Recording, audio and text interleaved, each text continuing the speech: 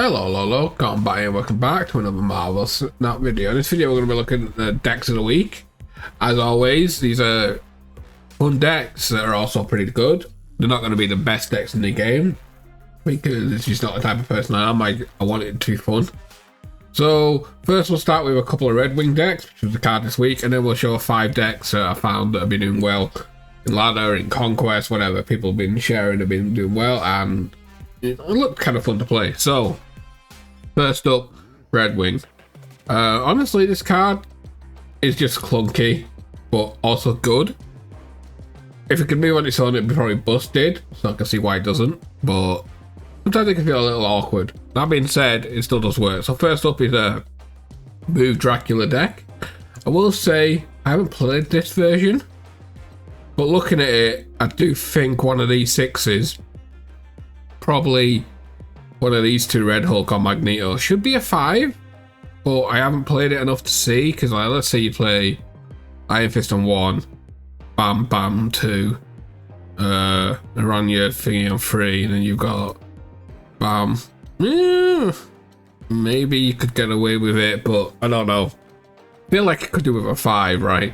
Because if you're all kind of bad, and you draw all these, you're going to miss a few turns. But it was doing well, so I didn't want to change it. Next up, we have a Surtur version. So you've got Heimdall, pretty much the only way to move it, which I'm not a fan of. I like Heimdall with Redwing, don't get me wrong, but I don't like it. It's the only trigger for it.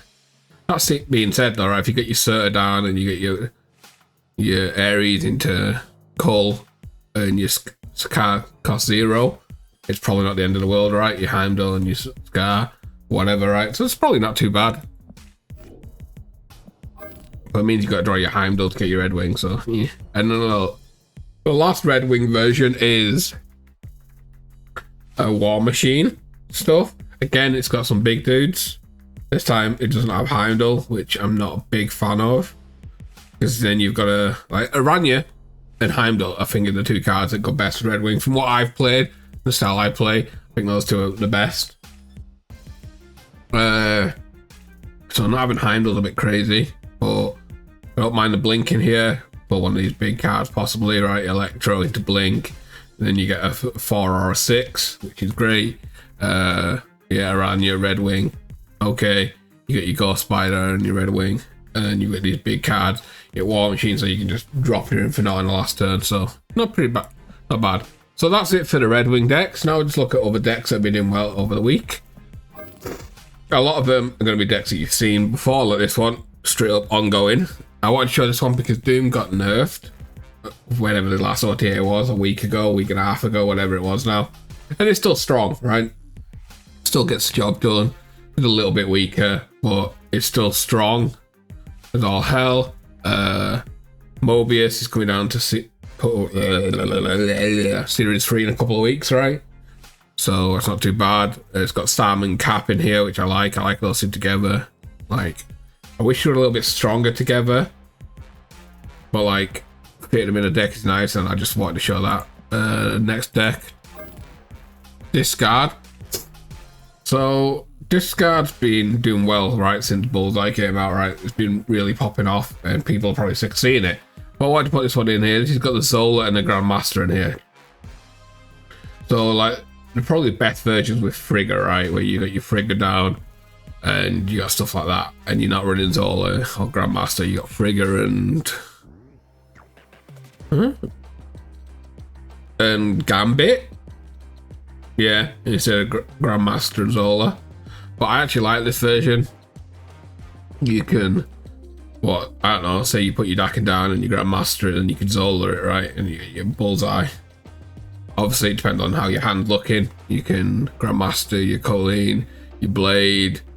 If you top deck Mordock, do that. It's not too bad. I do prefer having a Gambit in here with a Grandmaster, but that being said, still pretty decent. And it's a little bit different from the standard one, so I want to show that. And people do like this card, even though people hate playing it. Next up, Adam Warlock. This is a card that everyone got a little hyped about, but it's still pretty bad, unfortunately. Like, I feel like if it was a 2-1 or a 2-2 at least, like 2-2 might be a little strong. Like a 2-1's probably good, right?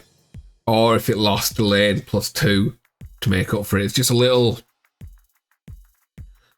too slow at times. But that being said, even if it gets one draw, it's good. Because like if you play it on 2 and it doesn't draw you the whole game, it turns into a 2-4, which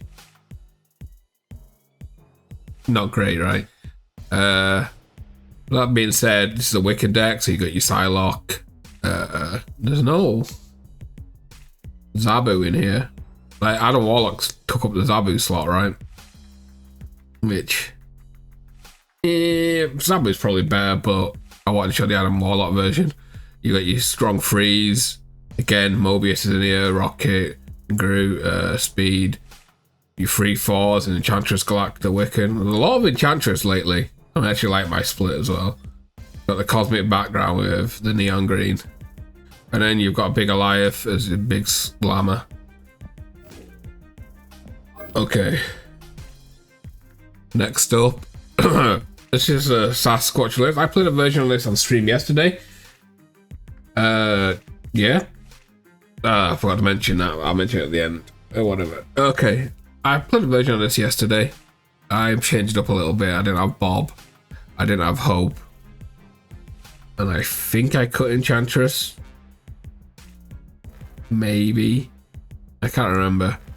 I definitely cut Hope and Bob though, I think.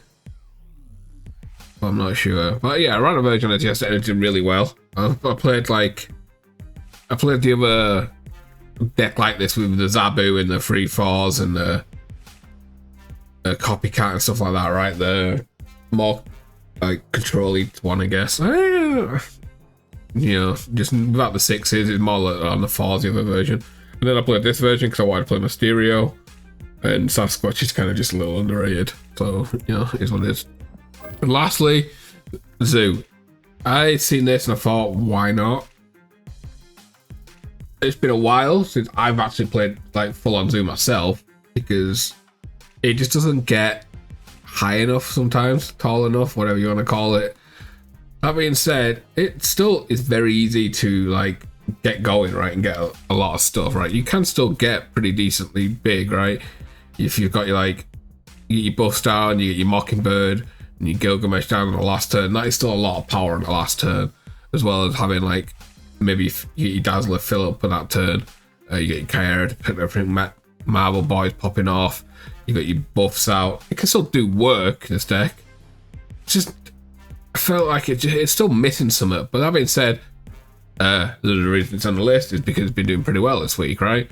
So I have to show it because it's not often that I see Zoo doing really well. So anyways, that's enough rambling. Enjoy the game. Enjoy the video. And I'm streaming now on Twitch and YouTube. At the moment, trying to do it daily. I've done 2 days in a row. Hopefully 3 today. We'll see. Trying to get back into streaming. So check me out and I'll catch you tomorrow.